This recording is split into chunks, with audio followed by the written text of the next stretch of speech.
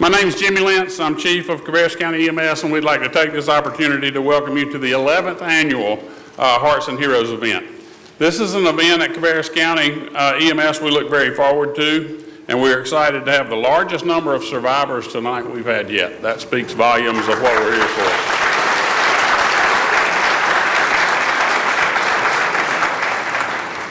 This event gives the opportunity for medical caregivers to be reunited with the patients they have previously cared for a critical medical event in their lives. This chain of medical care starts when someone recognizes the medical need and initiates 911. At this point, a very skilled 911 telecommunicator is on the other end of the phone, putting this amazing response. The jazz music was just not working with And I'm not dancing. Yeah, a very skilled 911 telecommunicators on the other end of the phone, putting this amazing response system into motion and providing a sense of comfort to the caller while directing initial treatment through the emergency medical dispatch system. The next phase of this response is highly trained first responders from local municipalities, be it paid and volunteer. And then upon arrival of the paramedic unit, they're receiving the highest level of pre-hospital care that can be given outside of a hospital facility. This care is continued through transport to Atrium Health Cabarrus, where an amazing group of medical caregivers has been alerted to the patient's arrival. This is a very abbreviated description of a systematic approach to provide a very high level of medical care to a person in need. This care would not be possible with the outstanding support we receive from numerous people and groups, but we're going to recognize some of the following. First being the Cabarrus County Board of Commissioners. I know we have Chair Mr. Steve Morris with us. Commissioner Wortman is on the way and may have snuck in or walked in or will be coming in. Cabarrus County Manager Mike Downs, Assistant County Manager Kelly Sifford, Dr. Catherine Waggy and Dr. Josh Hall, who provide our medical guidance and medical protocols for Cabarrus County EMS. I don't think we have anybody from the Western Region Office of EMS, but sometimes they sneak in. If I missed them, I'm sorry. But anyway, and then the Atrium Health Cabarrus Facility Executive, Ms. Asha Rodriguez. I knew I'd seen you. Just in simple closing, I'd like to say thank you, because the group of people gathered in this room, both from the supporters to the actual hands on the ground, is what makes all this possible. And we're going to have the opportunity tonight to recognize some fantastic situations, so thank you.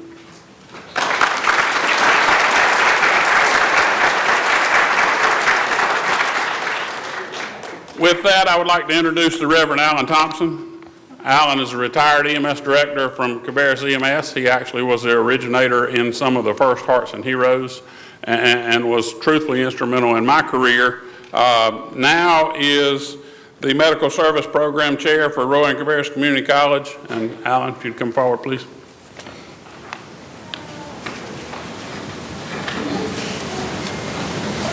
Thanks.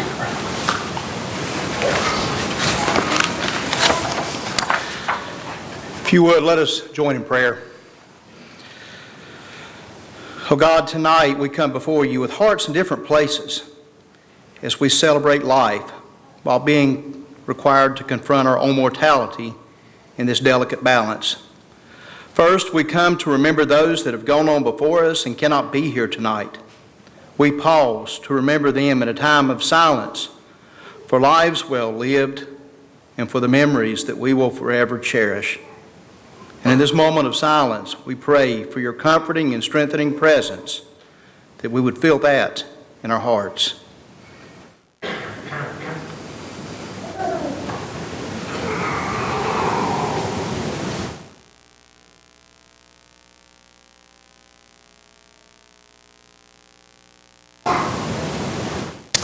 And Lord, tonight we also celebrate the living, and we give thanks for second chances. In our faith and through the efforts of those gathered in this room, our heroes, loved ones have lived another day to connect with families and friends, and we're truly thankful for those that have given of themselves to be part of something much bigger than self, a system that makes second chances possible. And as part of the healthcare and public safety life-saving team, differences have been made in community and in families and in individuals. And tonight, strangers come to know each other as survivors, and families are connected with their heroes. We thank you, Lord, for this team, for the sacrifices they make as part of a commitment to serving neighbor. We give thanks for long hours of training and time spent away on calls, making themselves available at a moment's notice.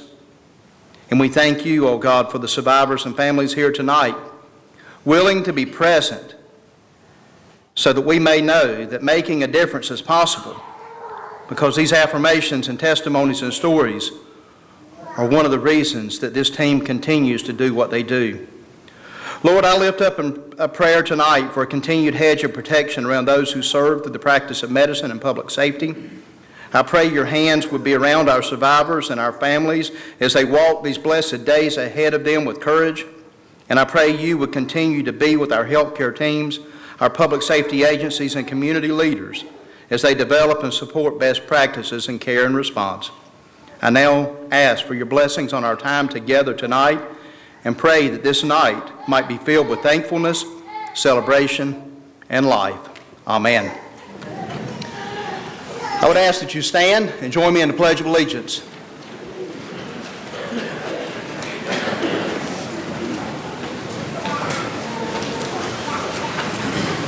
I pledge allegiance to the flag of the United States of America and to the republic for which it stands, one nation, under God, indivisible, with liberty and justice for all. You may be seated. I now have the great honor of introducing Dr. Catherine Waggy, Medical Director here for Cabarrus County EMS System. Dr. Waggy.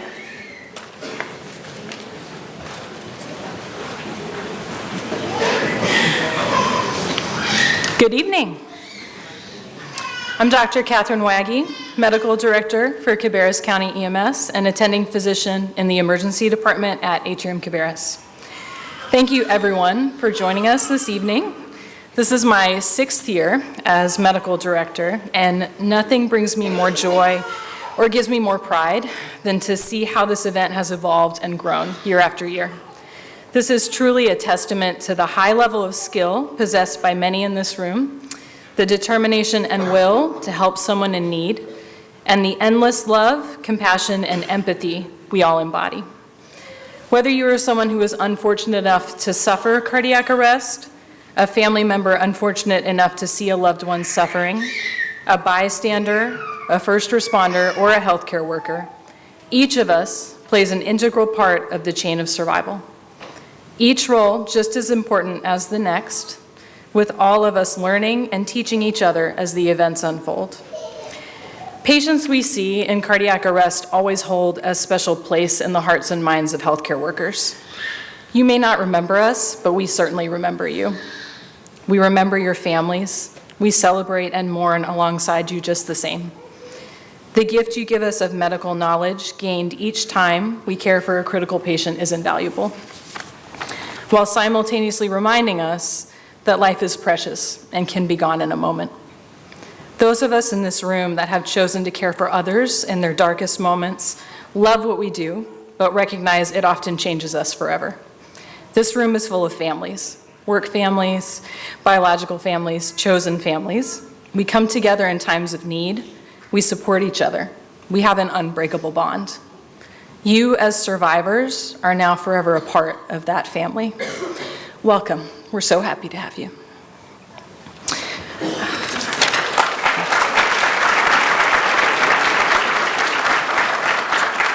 And now, please allow me to introduce a true ally to the pre-hospital and first responder groups in our community, a female leader whose voice provides strong, steady guidance in the most trying of times, Vice President and Facility Executive at Atrium Cabarrus, Asha Rodriguez.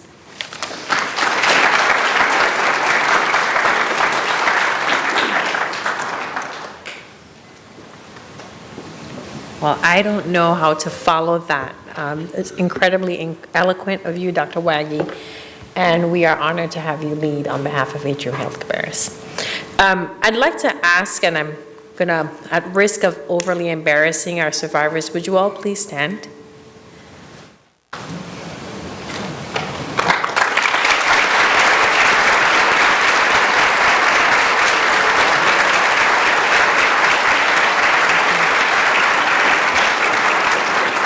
Thank you very much. Wasn't intentional to embarrass you, but I did want the folks in the room who are here to see you. You are the reason they get up every day, put on a uniform, and go into work. They live for the moments when they have an opportunity to respond to a call and really, truly save a life. We don't always get to do that in our work. Not everyone walks out of our hospitals doing well. But you guys, thankfully, have been able to have a second chance at life. And all that I'm sure the room full of people would like to have is for you to live it the best way you want to. So first, let me say that, because you've got a chance now that some time ago definitely wasn't guaranteed. And the second thing I'd say is for the family members of our survivors. Thank you for being here tonight and supporting your loved one. I can only imagine what you were experiencing at the thought of potentially losing your loved one. And I'm sure you don't take for granted another second that you have with them. You were there when they went through that experience.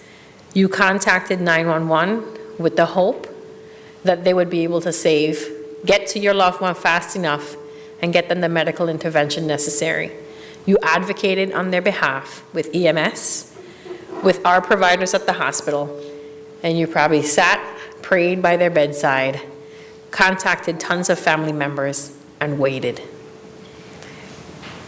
That is something that I'm getting goosebumps as I talk about it, because I'm feeling the feeling in the room. I know how hard that must have been for you.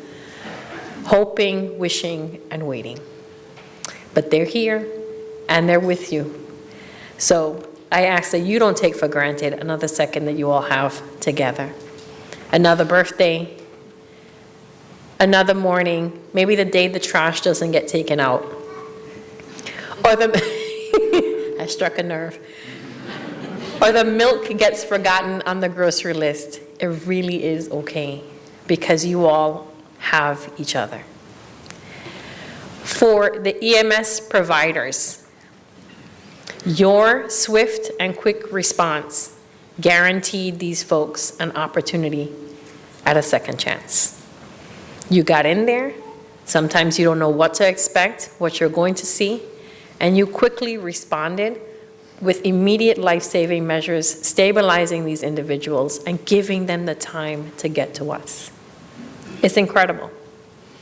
You all have to contend with traffic on the road, the possibility of an accident, navigating streets that maybe GPS does not guide you down, dealing with pets, unusual entrances. Sometimes these people are alone and you were the last call they made, and you found a way in and got them to us. To the staff at the hospital in our emergency room, you guys never know what to expect, but you get the call and you immediately begin preparing. Preparing by making room in an ED where there is very little. Dr. Gaddy's laughing, but it's true. Contacting every person that you can imagine to make sure that the equipment and supplies are on hand and that there's a clear and easy pathway to get to our cath lab, or maybe even our OR. Those are not easy things to do, given the time of day, the resources, and the amount of other ambulance calls that are coming in through the ED bay. So thank you. To our teams in the back, they call themselves the backroom Baptists. I'm giving the interventional folks a hard time. But they moved quickly to got many of you into our cath labs just in time to provide life-saving intervention. I know some of our physicians are not here tonight, but I'm sure, again, they live for those moments. They're watching the clock. They're focused on guiding their hands and calves through very, very small vessels with the hope that they can put in a stent or clear a pathway so that you can leave the cath lab without ever having to make it to the OR. And sometimes you have to make it to the OR. And for those of you who have, I am so grateful that the providers that were there were able to get you out. And to the cardiac rehab team, I have our director is back here. She gets the joy of being able to help rehab you back to life, proverbially. Encouraging you to take one more step, to ride that bike, to put down the donut, to eat something else, find the alternatives, to encourage you when you feel like you're not going to ever become that person you were before. And I know how hard that can be. But I want to say thank you, because you give us a reason to do the work that we do every single day. And to the teams that I've just described, thank you for your partnership and your support. Cabarrus County is in your very capable hands, and we couldn't be more grateful for the work that you do. I talked about my teams, but I will, and I think it's very important to highlight the partnership with Cabarrus EMS for just a second. Thank you for what you do for us all the time. Jimmy, we have you on speed dial. We may serve as a hospital, and we've got the Atrium brand that's on us, but Dr. Waggy said it best, we're a family. The folks we are caring for, they're our neighbors, our friends, and some of you are our family, literally. It happens all the time. So I want to thank you for what you do, because you're truly the first line of defense. And you do face things that seem very insurmountable, but you keep coming back. You keep working with us. You give us the feedback on how we can improve our response time. You tell us what it is you need. And you make it easy for folks to come to us every single day. So I'm not going to go on anymore because you have a keynote speaker that you have to hear from. And there's lots more folks here who are going to touch your heart throughout the course of the night. But I want to say thank you, and we are so glad that you are here. Tremendously glad that you are here. So I'd like to ask that you give our survivors and the teams a hand, if you all don't mind.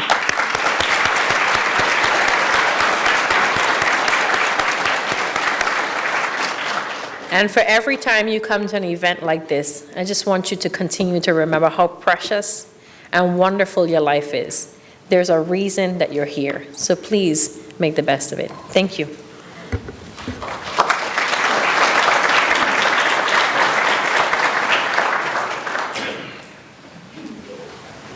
Good evening. Don't worry, I'm not your keynote speaker, but I am following some very good speakers, so give me a little bit of grace because I don't do this often. My name is Ann Coffey. I am the Hearts and Heroes Survivor Coordinator. Many of you have spoken with me on the phone if you are a patient, or a survivor or a bystander. And basically, I just try to make sure that everyone who needs to be connected gets connected, and I love what I do. Recently, while visiting a cardiac arrest survivor and her husband, they asked for a resource that I could not provide. In my primary role here at Cabarrus as a community paramedic, providing resources is one of the most important things that we do. They asked about support for what they'd been through. Her as a survivor, grateful but processing everything that led up to her second chance at life, and the reentry that had no guide.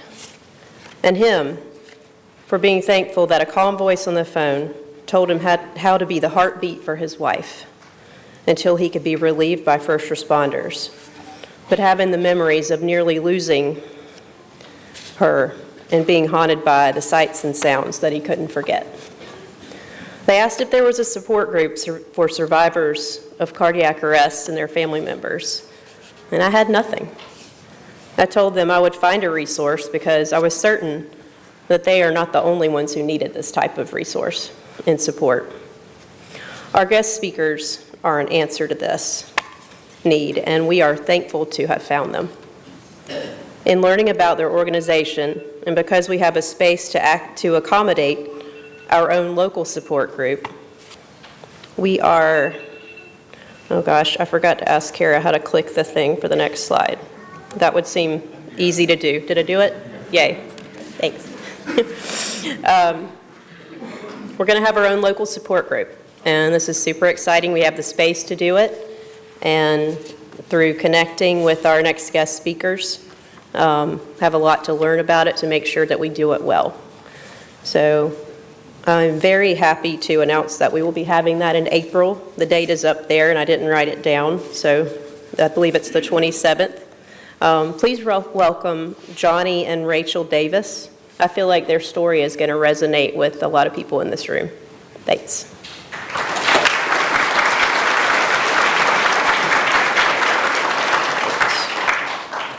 That's you. Thank you. You're welcome. Good evening, everyone.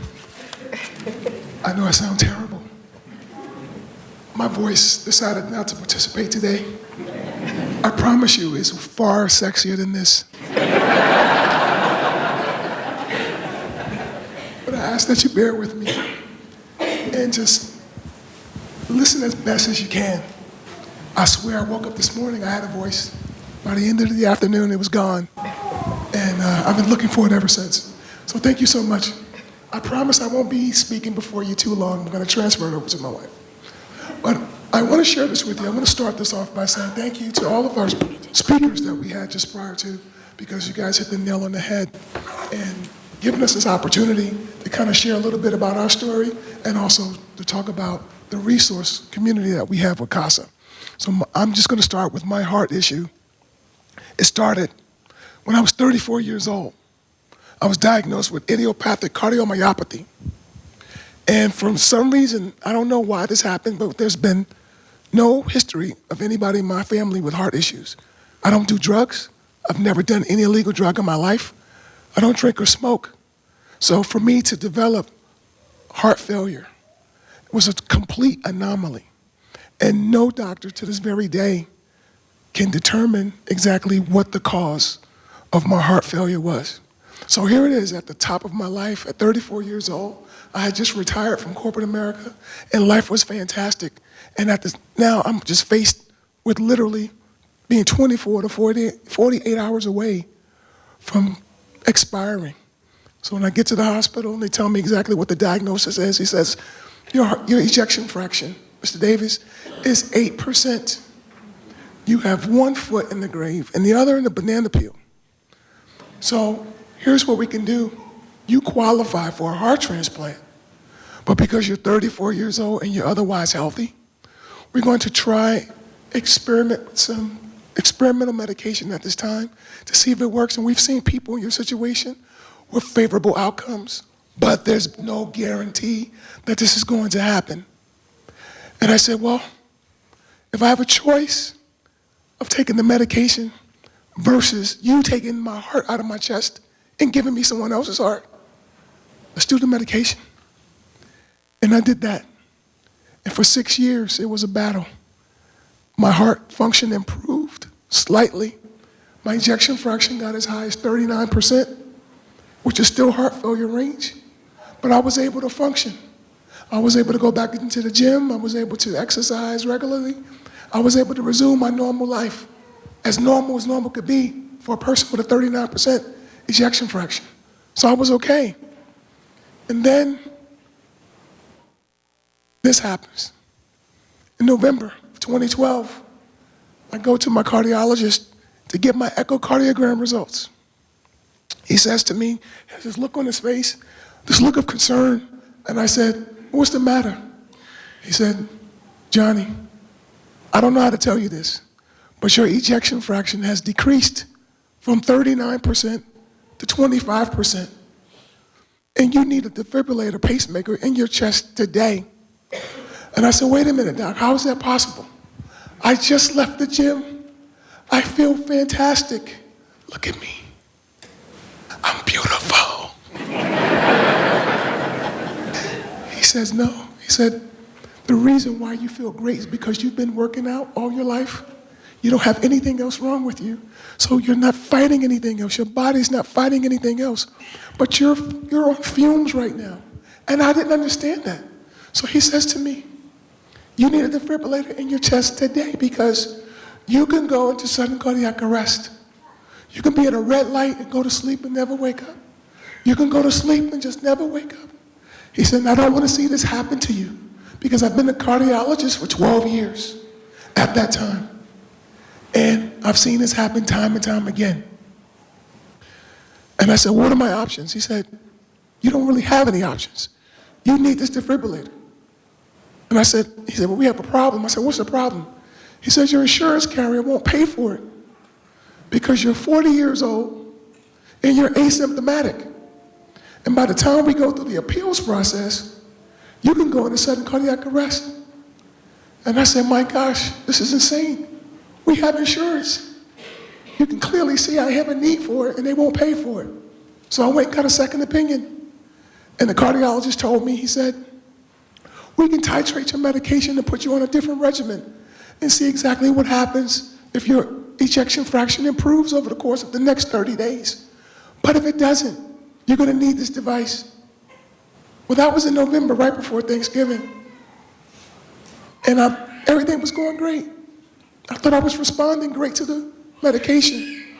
And unbeknownst to me, on Christmas Eve of 2012, my wife and I, we were lying in the bed asleep. And I'm going to turn it over to her because I can only tell you the story today because she told me the story a million times since then.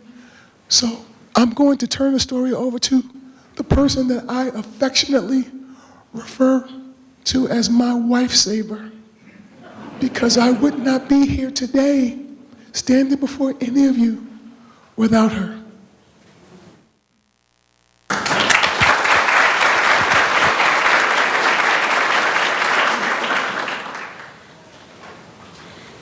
3 o'clock in the morning, December 24th, 2012, Christmas Eve, 3 a.m. We were laying in the bed as my husband shared with you, and I think this can be a testament to all of the couples, married couples in particular, that's in the room.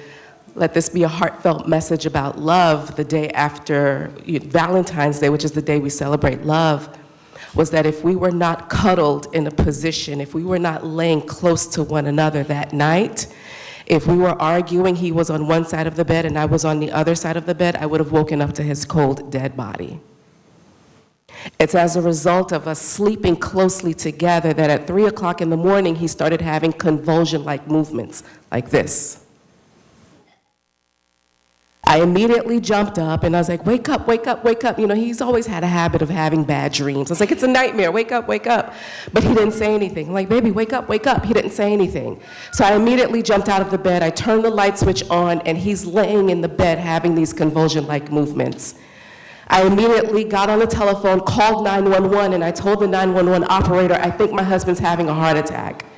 She said, okay, tell me exactly what are the symptoms that you're seeing, and I explained to her exactly what I was seeing, and then she told me to sit over him and to give him chest compressions. 1, 2, 3, 4. 1, 2, 3, 4. That was the first angel in our lives that night. She stayed on the phone with me for 10 minutes straight, helping me keep count until the first response team came to our house. Now, if anyone has done chest compressions, to do chest compressions on a man that has the girth of his chest for 10 minutes straight, my arms started to get tired, my jaws started to seize, I started to panic, and I started to scream because 10 minutes felt like 10 days of just doing the same chest compressions. 1, 2, 3, 4. Fire department were the first ones to arrive at our house. I sprung up off the bed. I ran and opened the door for them. They came into our bedroom, took him off the bed, put him on the floor. 4 huge firemen came, and they did an additional 300 chest compressions on him each before the device was even able to pick up a signal for the defibrillator to begin to shock him. First shock, no response. Second shock, no response. Third shock, no response. Fourth shock, they got a pulse, but they were not able to sustain it. Fifth shock, no response. By the 6th shock, they were able to get a pulse and sustain it. but yet and still he never regained consciousness. EMT then arrived at the house around the time everything was going on. I was pacing back and forth. It was a madhouse. Everything that you can possibly think of in panic at that point in time was going through our bodies. Now, mind you, we had only been married for 2 years at the time. And so I remember the EMT coming in, and all I recall hearing was a drill, that they had to drill underneath, into the bone, underneath his kneecap in order to start administering medication, because we were his heartbeat for so long that they couldn't even find a vein. EMTs packed him into the car. They allowed me to ride in the ambulance with them.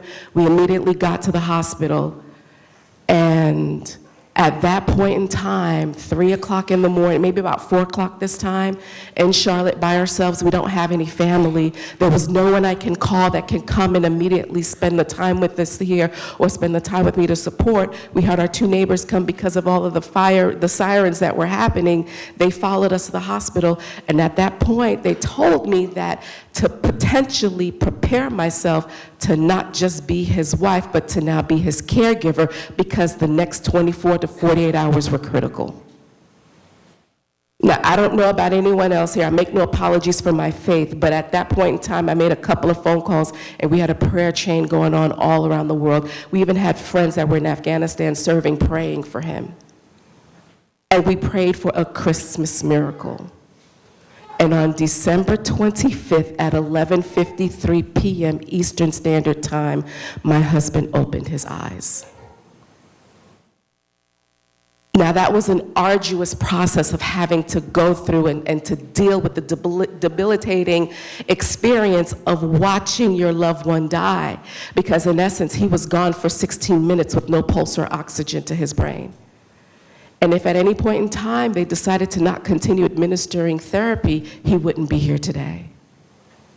So needless to say, he stayed into the hospital. He walked out of the hospital on New Year's Day. And now we're sitting here looking at each other like, well, what next? He survived. We survived. But what next? The stress and the trauma of that event caused me to not sleep, because everything happened at night while we were sleeping. And as a result of not sleeping, I was hallucinating. As a result of not sleeping, I felt like I was losing my mind. As a result of not sleeping, it was affecting my abilities to be able to give him the care that he needed. But yet and still, we did not find the resources available to support us on this journey, because no one had been able to share what we needed to do, and to let us know that not only did we have to go through this, but in essence, we had to also grow through this to be able to be examples for other people that are gonna come behind us that needs the support to be able to deal with the trauma associated with almost losing the ones that you love. And so I want to turn it back over to my husband so he can share with you all a little bit more about CASA, which is the organization that's designed to be able to help cardiac arrest individuals as well as their loved ones, to provide the resources needed to help support you through probably the most traumatic and agonizing, debilitating experience that you can go through in relation to watching your loved one possibly die right in front of you. Thank you.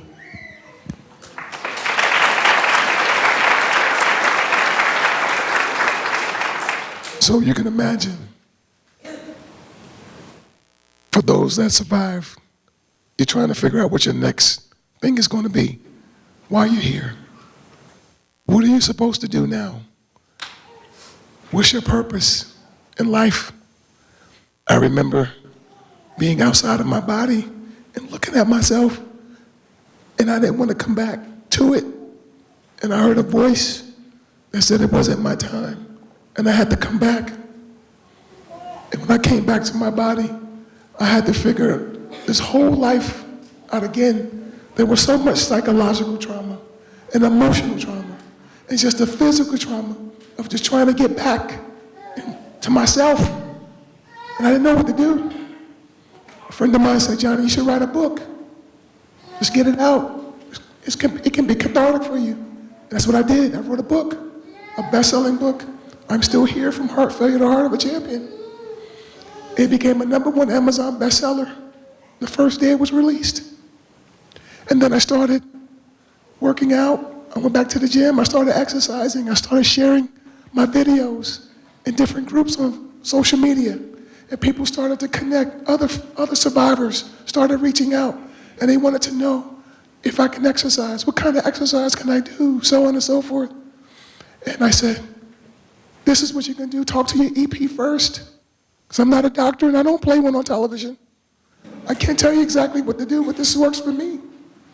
And I connected with a gentleman on social media, on Facebook, who invited me to a conference in San Diego, November 2021. It was called the CPR Citizens Foundation Conference.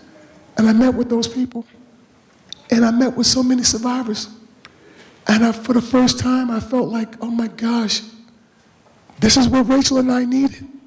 We didn't know that we didn't know. We didn't know that's what we needed. We thought we were crazy.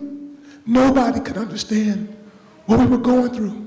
Not our friends, not our family, no one. No one could understand. And it was the hardest thing to deal with. When people looking at you like you're nuts. This community was what we needed.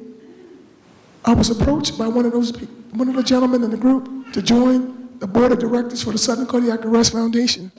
And I did that. And our organization, we created CASA, which stands for Cardiac Arrest Survivor Alliance. It's a virtual community of survivors. There's over 1,700 people in this group, and 75% of them are survivors. And so this is our community of other survivors just like us. You know, this is a special group because 1 out of 10 who suffer sudden cardiac arrest survive. That means 9 out of 10 people won't make it. 1,000 people per day pass away from sudden cardiac arrest. And so for all of us, all the survivors and all the family members and friends and everyone who worked on us to save our lives, you know that this is a special group of people. This is a special community comprised of survivors, medical professionals, psychologists, psychiatrists, so on and so forth. It's a great resource of people to connect with, people that can identify what we've all been through, and they can listen with an empathetic ear and share with you their experiences. And it's just an awesome community to be a part of. And so I'm thankful that now, early on in our early days of surviving together, we didn't have a resource like this. And it literally drove us crazy. We thought at many times that we were going to have nervous breakdowns because we were trying to figure out how to reinvent ourselves, what to do. We were trying to have a baby at the time when I went to sudden cardiac arrest. And because we were going through the in vitro process, and because she was under so much stress, her body was under so much stress, the embryo wouldn't take. And we did it twice. So here it is, 12 years later, we're still here. And we're now in the process of adopting our 2-year-old son. His name is Jackson.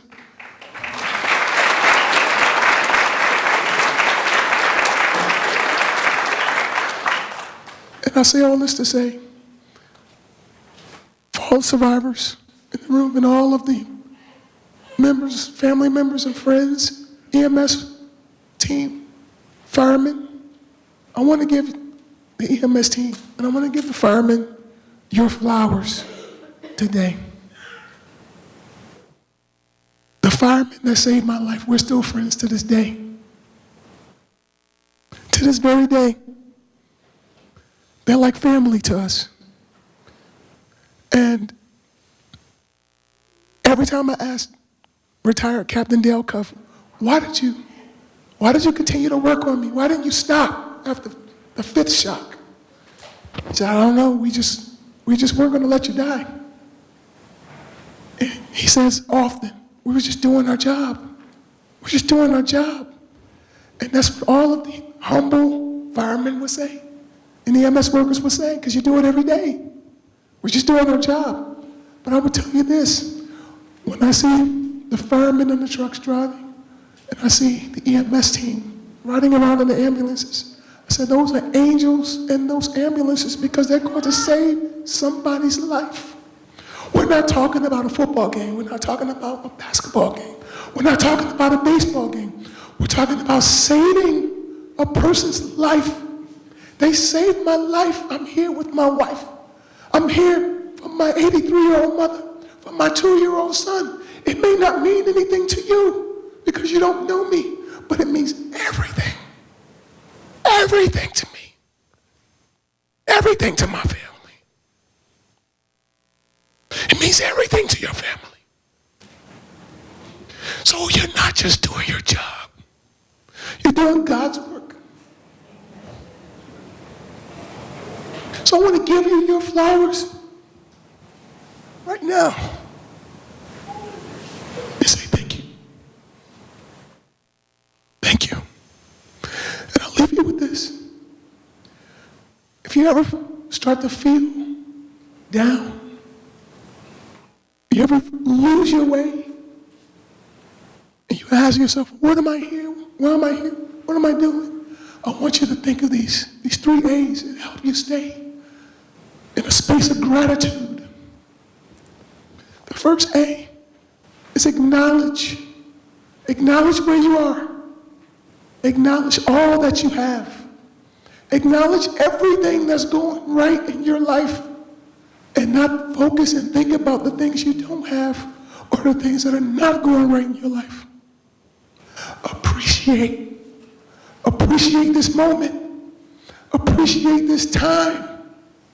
You'll never get another time like this. You are here for a specific reason. Sit and pray and meditate and listen. You will get the answer. The last A is allow. Allow the space for your new. Whatever it is that you want to manifest, whatever it is that you desire to bring into your reality, allow the space in your life for that to happen. And your life will be changed. Your mental will be changed. And the lives you touch will be changed. And share your story. Don't be embarrassed by it. You are a superhero. You survived death. People can't say that. And you will inspire so many people just by sharing your story. I can't tell you how many people I've shared the story with. Hundreds and thousands of people across the country and around the world. They want to hear from you. They want to hear from you. They want to hear your story. And they can glean courage from it. So please be encouraged. Because we're all in this together. We're all connected and we all need each other. About the human spirit. Thank you all.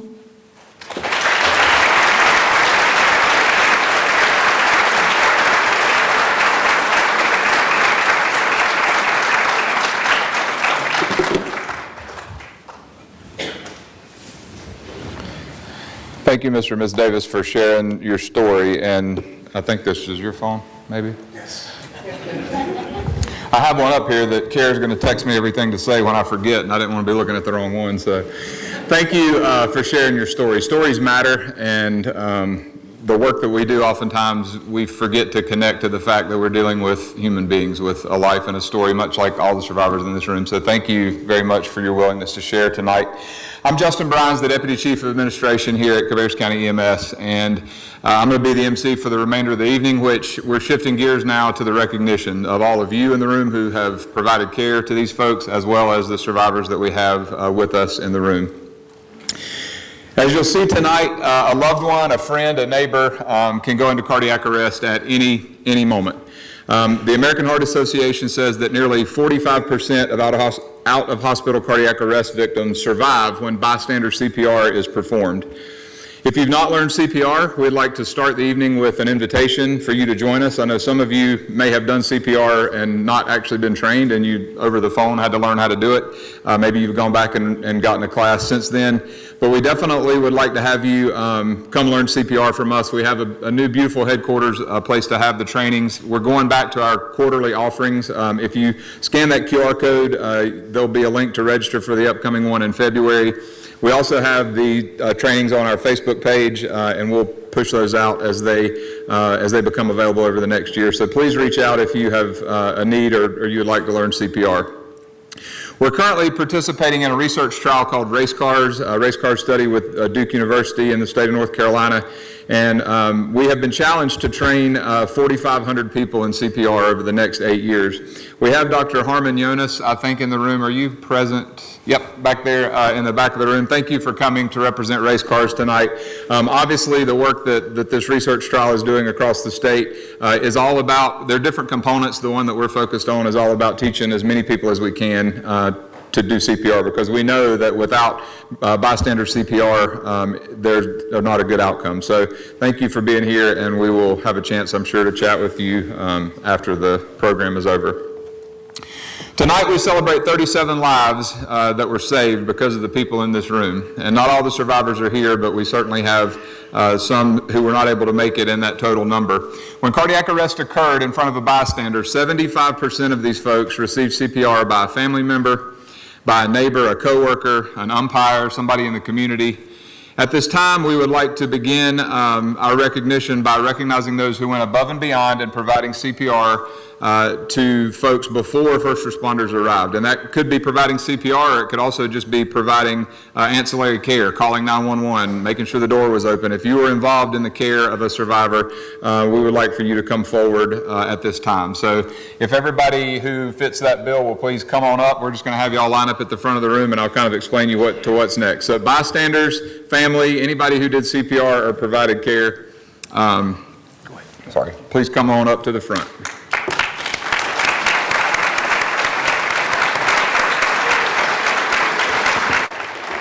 That one's still, okay, got you.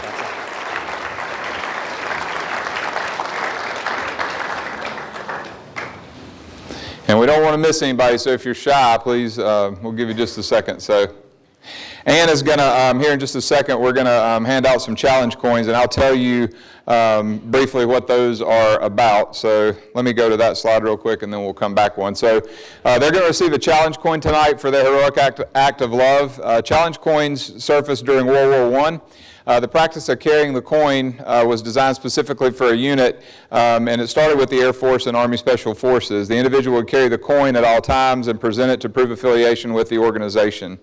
The use of the challenge coin established standards for achievements, commitment, pride, and this year, Arts and Heroes, we wanted to share our challenge coin, our agency challenge coin, with this group of bystanders who did a very important thing when they had their loved one experience a cardiac arrest event. And we're going to take a picture here in just a second, but first I wanted to talk to Stephen Presley. That's you right there. So I'm going to ask you here in just a second, how did you learn CPR, and can you discuss kind of how this became full circle for you tonight? First learned CPR as a combat medic in the Army. I won't get into the long story how I ended up in that, but that was in 1990. And I had to look at my wife for approval on that day. From there, I spent 8 years in the Army as a combat medic and a few other jobs. Left that, 3 years in law enforcement in Charlotte, and then I don't remember my full count of years in fire and EMS up in the Asheville area until I retired in 2012. And how did it come full circle back to this situation here tonight? So, personally, I am a survivor. During surgery, I went braided down and was ACS PEA for a minute and a half, I think. And when I came to, everybody in the room was quiet, and I had two people on top of me in the OR. What has me here tonight, I was the umpire mentioned. Don't ever apologize or even consider apologizing for your faith. The night of my incident, I was not supposed to be at that ball game by schedule. 2 hours before the game, I get a phone call from my booking agent. Steve, can you cover a game for me? One of our guys got hurt. We were supposed to be on a date, and I called her and we canceled and I went to the game. We did our plate meeting. We're getting ready to start, and I hear off to my right, I was the guy behind the plate, I hear somebody say he's not responding, drop my gear, run outside, and to this day, I promise you, I don't know my survivor's name. We've made eye contact one time since then, but I run out, checked for pulse, no pulse, got him on the ground, started CPR, and from that point, it's pretty much a blur. Thank you for your willingness to share, and thank you all for the work that you did prior to us getting there. We're going to, each group tonight, we're going to take 2 pictures. So I'll explain the method to the madness here in just a few minutes. But first will be a serious picture. So we're going to start with that. Mike Anderson's in the house. He's going to take the picture. The second one, we're going to ask this group to pose like your favorite superhero. So, all right. If you didn't bring your cape, go back to your chair and get it. Feel free. But we'll start with the serious one. Everybody listen to Mike. He's going to put you in order.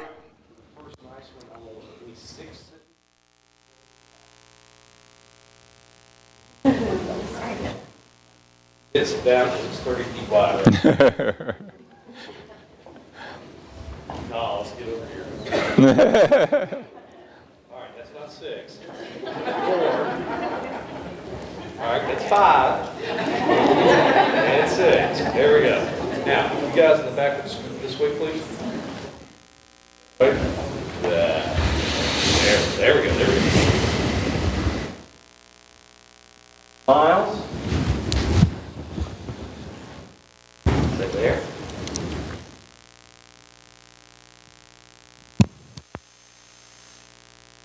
Now for the fun one, right?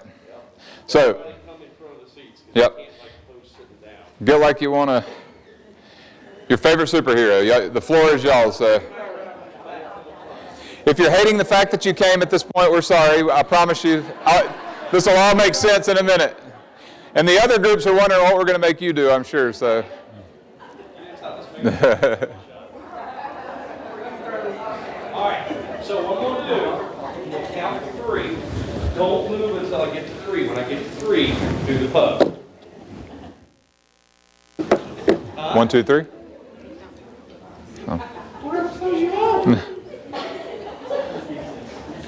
This is a good standard superhero pose. All right, here we go.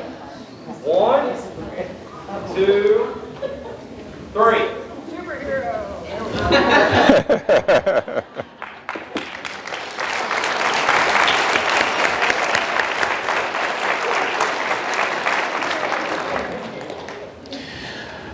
All right, thank y'all very much. The next group that we want to recognize are our law enforcement and telecommunicators who are in the room tonight. As you all probably know, they play an integral part in the chain of survival that the Davis family spoke about and that some of you all have experienced.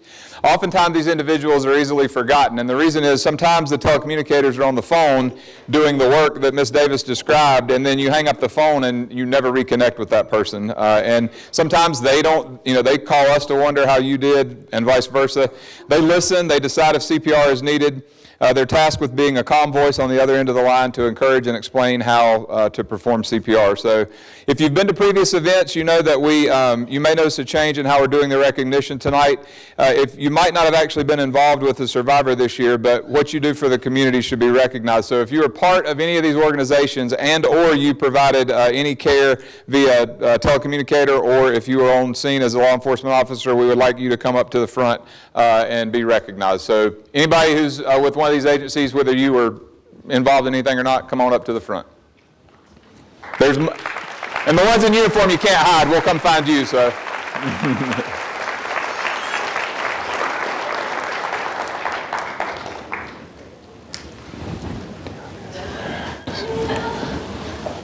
Anybody else in the house? Mike, you won't have to have the wide lens for this one, so. Oh, Barrett's back there. Yeah, he's hiding. And the Burchetts are not coming? I don't know what we're going to do. So. All right, there we go. Come on up here. If we start calling names, people will come.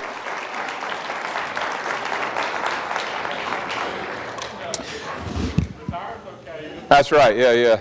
Yeah, Dave will get up here again in a minute. So real quickly, Tiago D'Souza with Concord PD, you actually provided CPR and care to somebody in the room tonight. Obviously, you'll get a chance to tell that story here in a second. But can you tell us a few things about the events leading up to you having to do CPR that day at work, and just kind of share quickly what the story looked like? So, it was a Friday afternoon or late morning. If you're not familiar with Concord Mills Mall, we have a substation on the back side of the mall. I'm there eating my Chipotle, and just like that, we get a call saying like, hey, assist fire, EMS call comes out. I'm 30 seconds away from the business, and I'm just flying through the parking lot of the mall. Don't even think I parked in a parking spot. I just pulled up to the front of the business and just ran towards the business, and the employees were kind of pointing me in the direction of where to go. I get to the back room, I see the survivor. I glove up and start performing CPR. You never forget your first. That was the first time in my career that I had to do CPR, hopefully the last. And I just went to just reverted to my training. Not a medical expert, but I just did what I knew to do. And I tell people whenever I share the story that as I'm performing CPR, I'm just like, what's the song? right. And I just could not, for the life of me, no pun intended, remember what the song was. Yeah. And then it was the longest 2 minutes. And then we pick around with the firefighters, but it was nice seeing them 2 minutes later. And then they took over from there, and I just hung out. Awesome. Well, thank you very much for sharing that. We do rely on everybody, and so even folks at the mall in other capacities doing their job, obviously this one definitely paid off. So we're going to take 2 pictures. The serious one to start with. Y'all got, this group does not want to, Mike, you may have to, I haven't told y'all yet what you have to pose as. I'm saving that, so.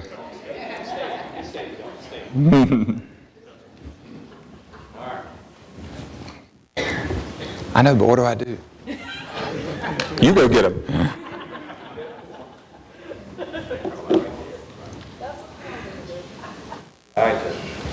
All right, so the next one that we're going to do here is acting like you just won the lottery, because saving a life is like winning the lottery. So something you probably all will never experience, you have to act like you did. So.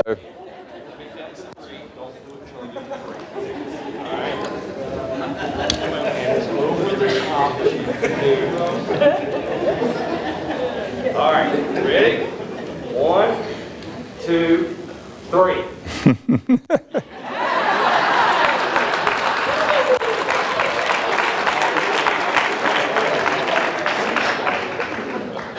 Thank you all very much. Yeah, you're good. Thank you. All right, now, this group can't be shy because a lot of y'all are in uniform, and if you're not, we know who you are. So the next group that we're going to recognize tonight are first responders outside of EMS. So obviously the EMTs and firefighters that do the work every day in the field, we depend on them. They are an essential part of the work that we do. You heard the story about the fire department showing up with the Davises, and every one of you has a story very similar to that. So we could not provide the care that we do without the members of these departments. So if every department on the screen here represented had a save in 2023. Some of the agencies here had multiple saves. So if you're affiliated with any of the departments that you see, we want y'all to come up here. We know this will be a big group, and we are happy about that. So all the firefighters, EMTs in the room, come on up.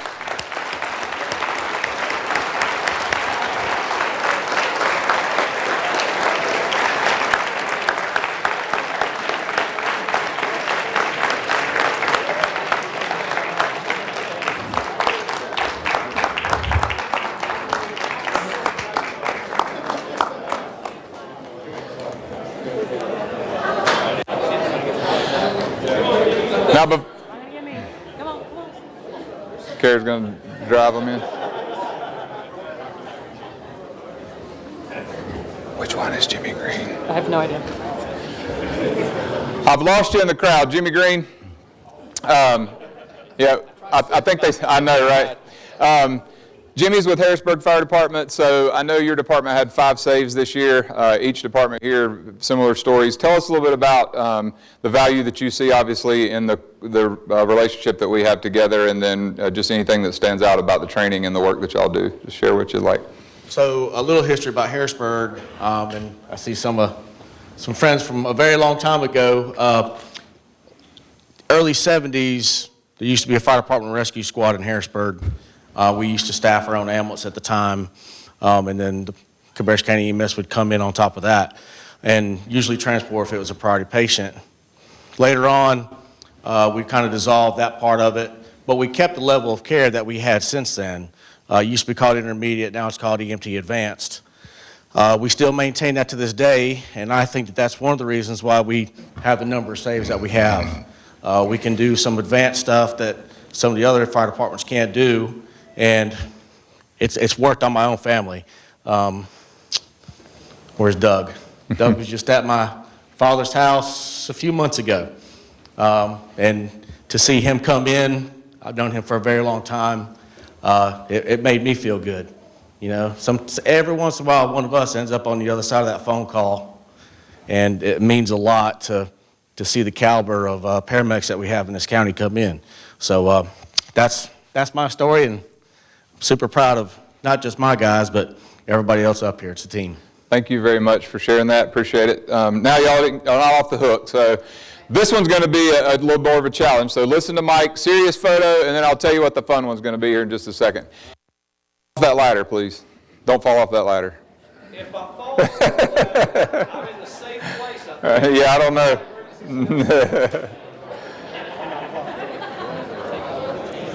Fill in the seats, fill in the seats.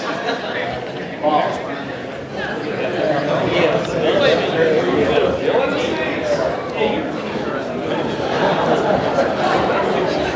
Still got 2 more.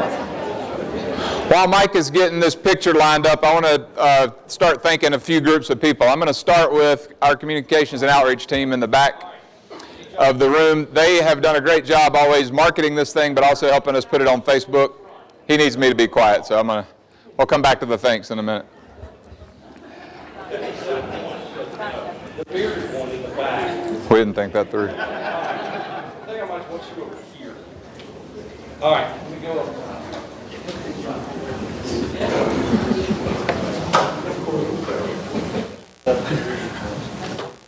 Okay. Sir in the back, white shirt. Let's see. Go. Tell you what, second row, the one standing, get in shoulder to shoulder. There's some space in between you guys. Okay. Now, that's it. Don't look from there. Y'all 2 are good, sir, right there. Turn that, move that way. Perfect. Scoot on over. Ma'am, red shirt, get in front of the guy right beside of you. Right there. Behind her, scoot that way. Right there. Sir in the back, go that way. Right there. All right.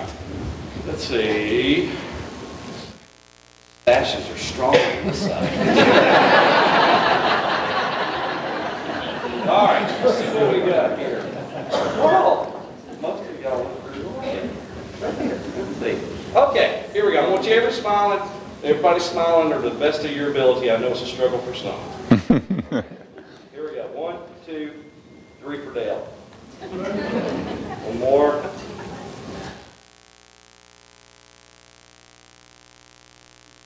Some of y'all need a little more happiness.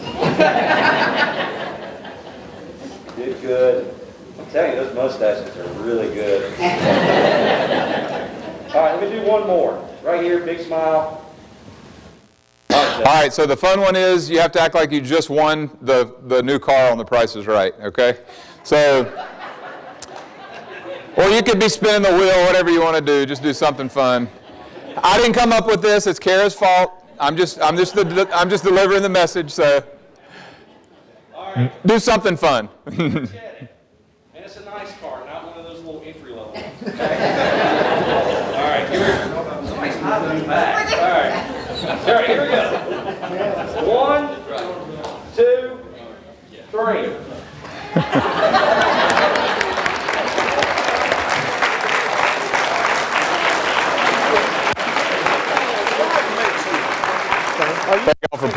song.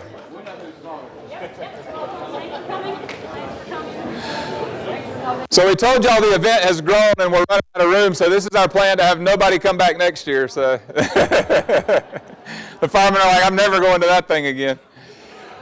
We got one more group to recognize before we get to the survivors. So we, obviously the first responders, bystanders, law enforcement, telecommunicators, all the hard work that they do, but that leaves us with one more group, and that is, or this is the group of EMTs and paramedics that I am so proud to call my coworkers. This group of individuals, once the ambulance arrives and they get on scene, they do valiant work to save lives. And the work that we all do is not easy. As you know, some of you ridden in the back of the ambulance, and then after the call, following up, turning the patient over. All these folks are dear to my heart. If you're a part of the Cabarrus EMS team, anybody here in uniform or not, come to the front of the room. So this will be a big group here.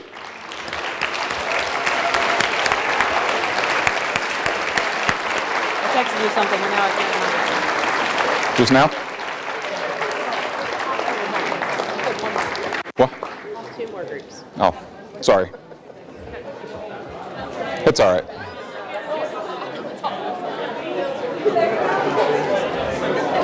Making it work.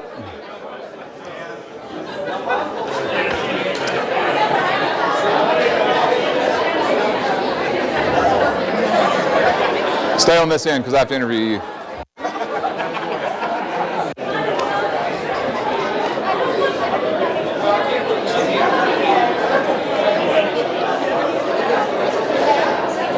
Yeah, I'm coming. All right, before we take the picture, I got one interview from this group. Sergeant James Hewitt is here with me, and Sergeant Hewitt, if you will, tell us when you hear cardiac arrest on the radio, which we often do, what goes through your mind, what are you thinking on the way to the call, and what are you, preparing yourself for mentally to get, to provide care when you get there, so.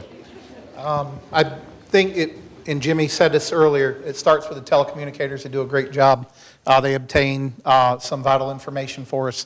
Some of that information that they deliver for us is the age of the patient, last known well time, whether bystander CPR is being administered. I'll talk about roles and responsibilities with my partner, and then wait for further updates with the amazing medical responders we have with the fire departments and law enforcement. Awesome, thank you very much. So Mike's gonna lead the way. I'll tell y'all what well actually, let me share one thing real quick before we do this. So you've all been wondering what the heck we're doing with these pictures. This became a tradition several years back. These 3 pictures actually hang in the chief's office, and we always do the serious picture, but he always hangs up the funny picture. So our idea behind this year was to be able to share these photos with each of these groups and let you have the fun. You can have both pictures, but the fun picture to hopefully kind of start your own tradition of this event and bringing a little brevity to the situation, lighten it up just a little bit. So we will share these photos with you. So I don't think, I might have something to tell y'all. We all know how to act silly, so I don't even think we have to ad-lib that. But we're going to take the serious one first. So listen to Mike, and then we'll go from there. I'm coming. In Jimmy's lap? No. This chair. Okay. Oh, thanks for saving me a seat. Y'all come up right here closer. I want everybody shoulder to shoulder. We're going to tighten this stuff up because we got people hanging out here. All right. Okay. Good. All right. Let's see. Right, no. You gotta look to the right, right there. All I see is your glasses and your hair. Right there. No, in front of you. In front, not her, him. Read. All right, nobody else move. When I'm talking to somebody, no, don't move. All right. Ma'am in the back, you do not need to be standing in the back. That's for the taller folks. Right there. Oh yeah, I haven't gotten to you yet. Sir, let's see. Go that way. Right there? That's good. Sir, right here. Go that way just a tad. It's like a totem pole. Okay, I maybe I might. Do it. We're going to now. Let's go. Come on. Yeah. We're going to have to get a few going. Yeah. Maybe y'all 4 right here. Oh yeah, y'all 4. Y'all are the ones outside of the box. Where do you want to kneel? I'm not. Only during CPR. All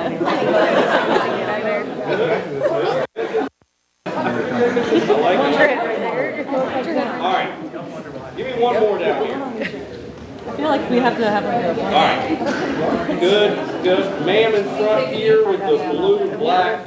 Right there. Perfect. Nobody move over. Sir, let's see, you're back behind his head again. Right there. Don't move.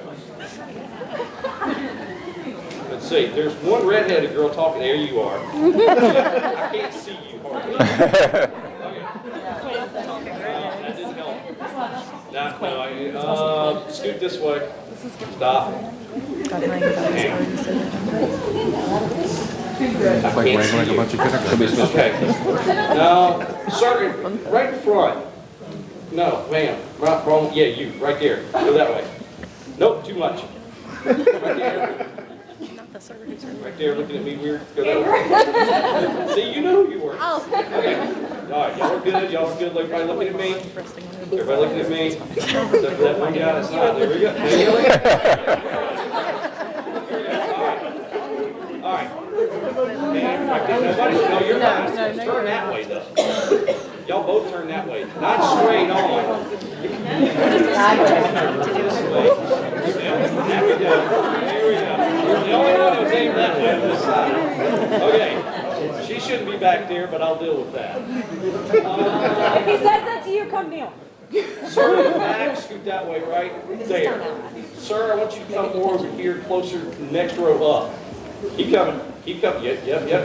You're covering the table. All right, here we go.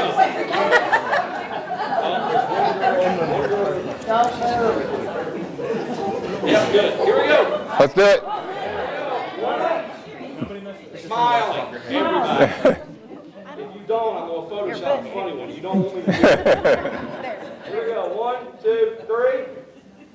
Here we go. One more. All right, Jeff. Kara, what's the funny one for this one? Jimmy. Chief. This is you. Did we give them any instructions? Make it fun. Make it fun. We'll make it fun. This is something I do at all weddings I shoot with the wedding party. I'm going to count to 3. When I get to 3, do anything you want to anybody.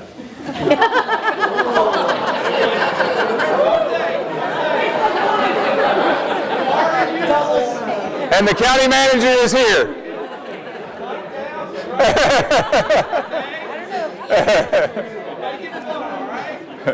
Here we go.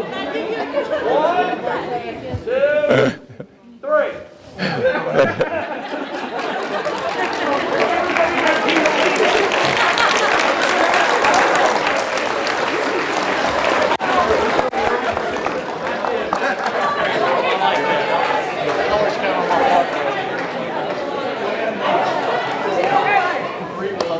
That could have been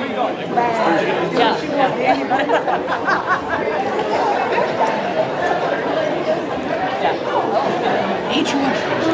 It's coming. Hey, I don't have the program with names.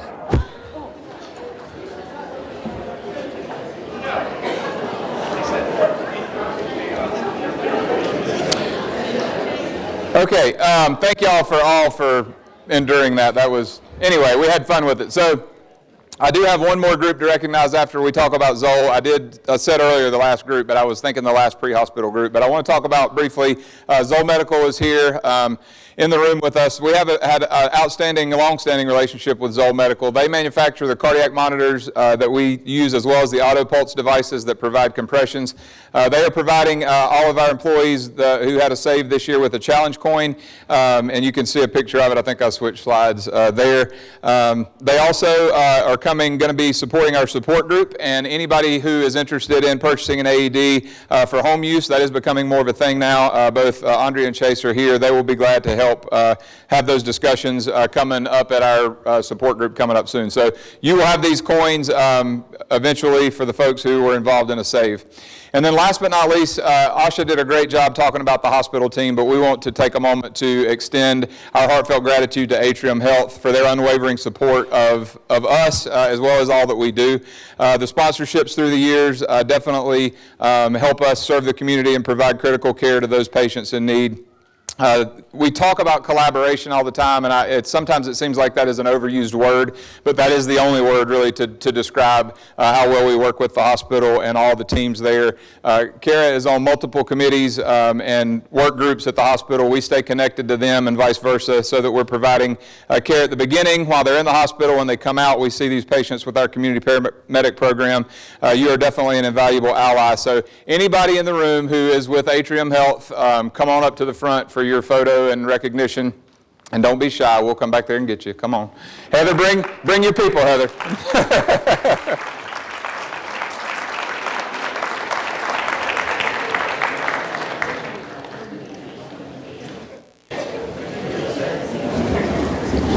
Heather is our EMS liaison, and she's going to talk here for just a second while everybody's getting in place.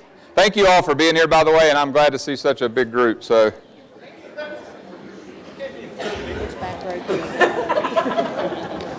I represent both of them. Heather, come on up this way. So, over the years, we have had several folks in the role of EMS liaison, and Heather fills that role right now. And I can say, having worked with many over the years, that Heather is probably one of the most responsive, connected folks that we've had in this role. And it's an important position because she tells us when things in the hospital need to come our way and vice versa. But tell us a little bit about the work you do as the EMS liaison and just anything you'd like to share about it. So, Okay, thank you. I hope this is uneventful. So I am, part of my role as an EMS liaison. I was a nurse in the ER alongside of many of these people for many years. And so when I transitioned into this role, I'm proud of what we have built. I know that we built upon a pretty good foundation, but I think we've come a long way. But what I get to do is to kind of help align our mission, our values, and our vision at Atrium with Cabarrus County EMS and what their vision is for the community so that we're all on the same page, working towards the same goals. That looks like things that aren't just care in the hospital, that's outreaches. Do we go do a CPR event together? Do we do Stop the Bleed together? Do we do a invitation to a school to provide some type of health event so we partner that way? We are very aware of the fact that what we have is not seen across the board. We have a unique county and it kind of still has small roots, and that's something that we get to all take advantage of. I do get to follow a lot of patients regardless of diagnosis and provide information about outcomes, and so I get to see how fire played a part, how EMS plays a part, how the police, what they did. I get to read in the chart. I get to see all the things scanned into the chart. Then I see what happens in the ER, how the care looks there, how the transition to the inpatient nursing floors, radiology, was the machines working, did lab run, was the tube station functioning. So I get to see how each piece works together from the very beginning to the very end, and that might be transport back home, but to get people back to that functional place of recovery. So it's a very fulfilling job in that sense that I do get to see that, and I get to kind of be a part of both sides of what I really care about. And then selfishly, I live here. So it's good to know that if me or my family need care, you guys are coming. Thank you, Heather. And thank you to this team for being here tonight. Oftentimes, you know, you're in the back of the truck with 2 paramedics, sometimes 4 or 5, and then we drop you off. But when you're in the hospital for 2 or 3 weeks, the hands that touch you, sometimes that list gets really long, you all know, and reconnecting with folks, not only in the ED, but upstairs in the cath lab and ICU and everywhere else. So thank you all for being here. We're going to do the same thing, a serious picture. Mike's going to do that, and then we'll have y'all do the fun one. So. I know. All right. Now, second row, get closer to the folks seated. And you don't need to, yeah, you need to be over on the end. Now, for y'all standing there and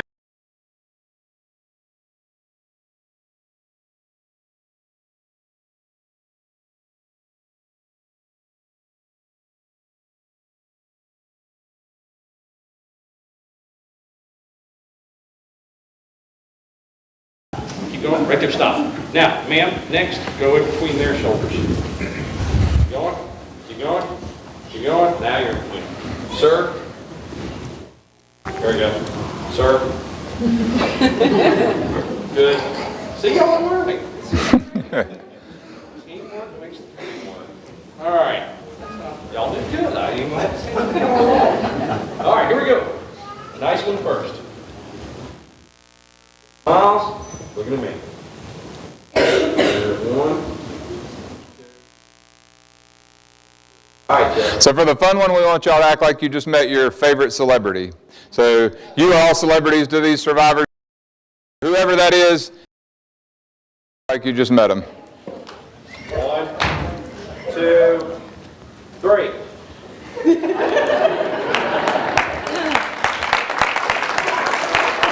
Thank y'all.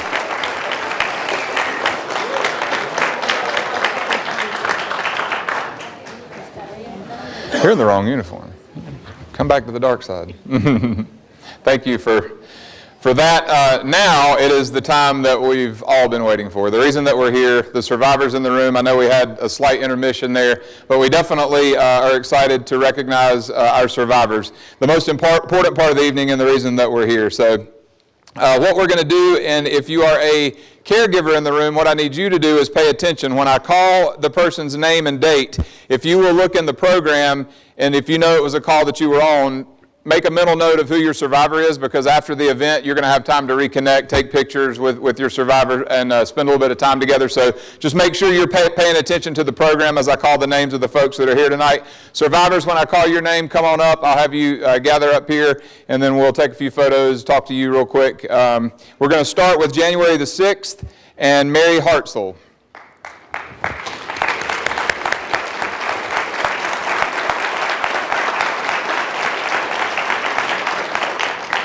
January 27th, and again, these are all last year, 2023, Pete Wade. And if you need to sit, feel free while we're getting everybody up here. You're welcome to stand as well. February the 4th, Michael Erfurt.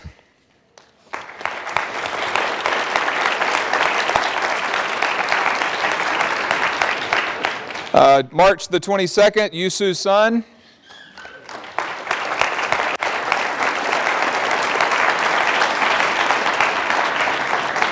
May the 11th, Pierce Moore.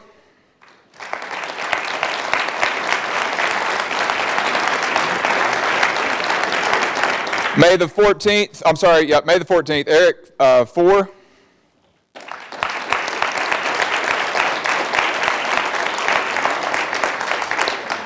June 24th, Art Mooney.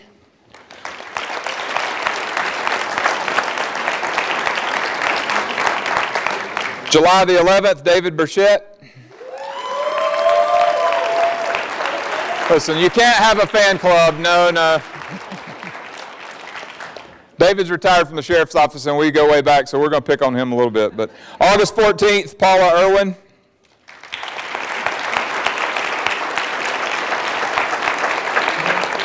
September the 5th, Susan Cheney.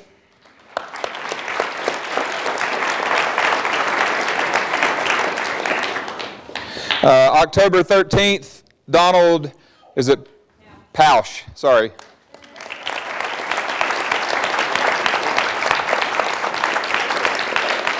And then last but not least, November 21st, Dwayne Vaughn.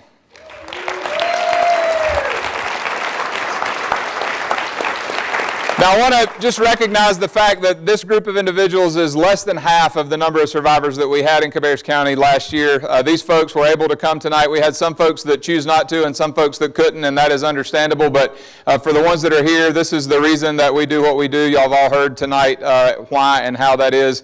I got a few folks that I want to talk to here and ask a few questions. Dr. Sun, I'm going to start with you. So you actually have a little bit of a unique story in the fact that I'll let you break the news of why your story is unique to some of the others that are here. But tell us about your event this time and then any previous ones you'd like to share with us about your, yep. Thank you. I'm pretty happy to be here today to celebrate my second life. In fact, I had heart attack and sudden death March 22nd, and survived by the Kannapolis and Cabarrus County EMS team, and two of my friends in the gym. Those two young men are my lifesaver too.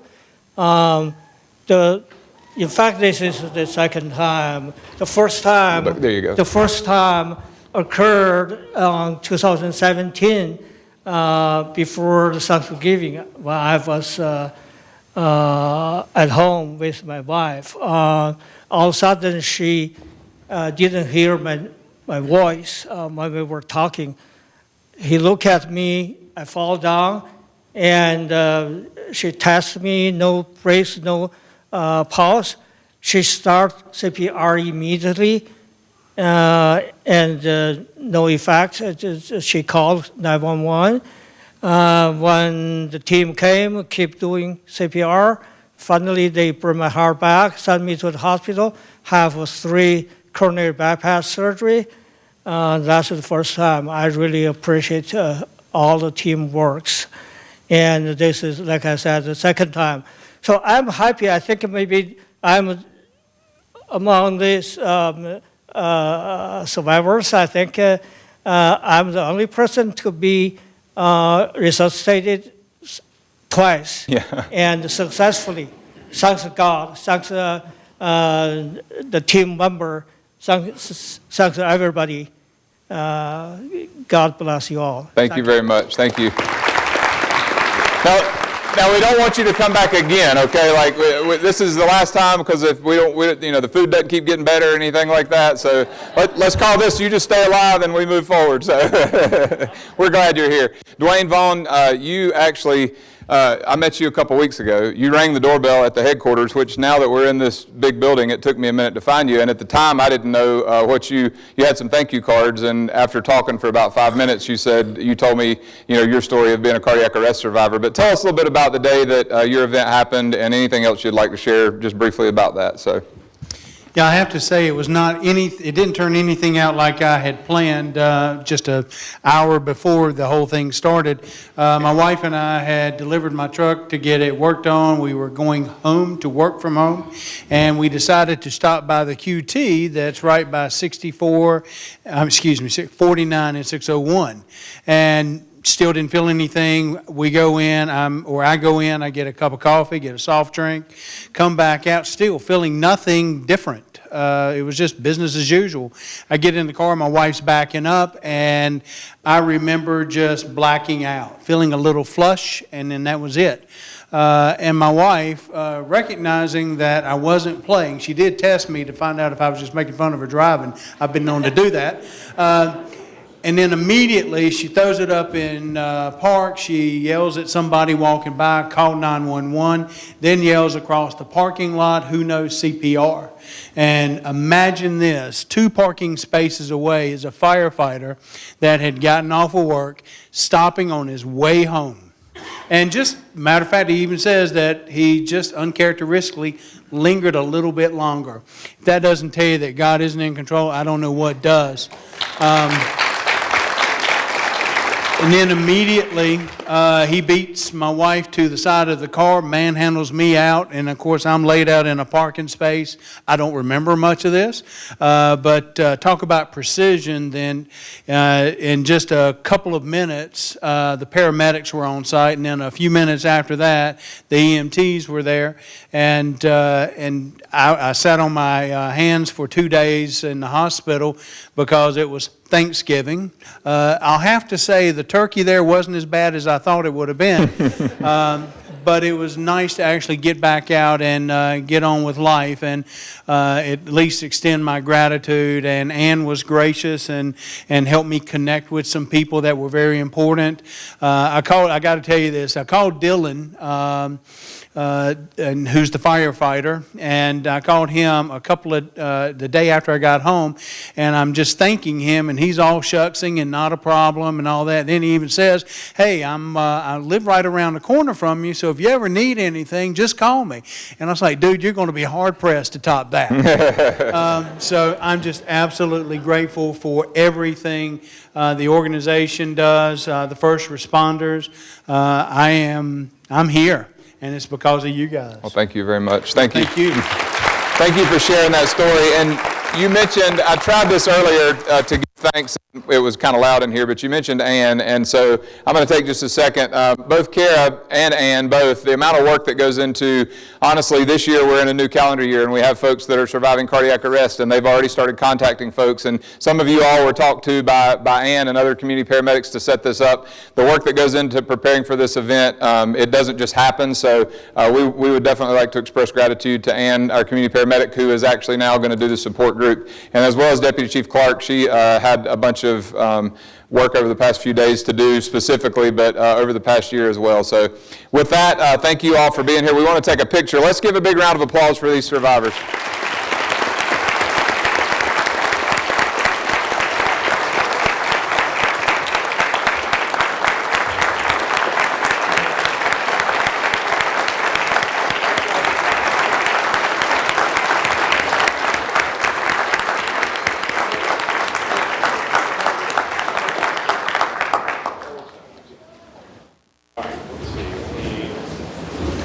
One more back man.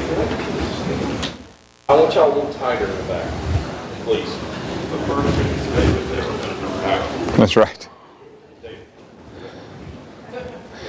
Can you see Dave okay? Does he need to stand on something? Oh, just checking. Everybody smiling. Right. There. Stay there.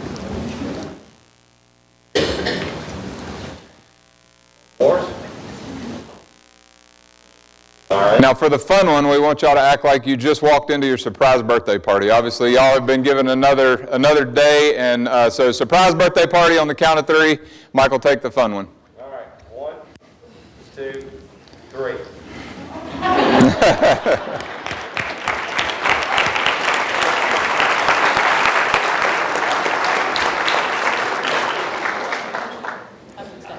Oh, have everybody sit down? Kara said everybody sit down, and I don't argue with her, so. Is this?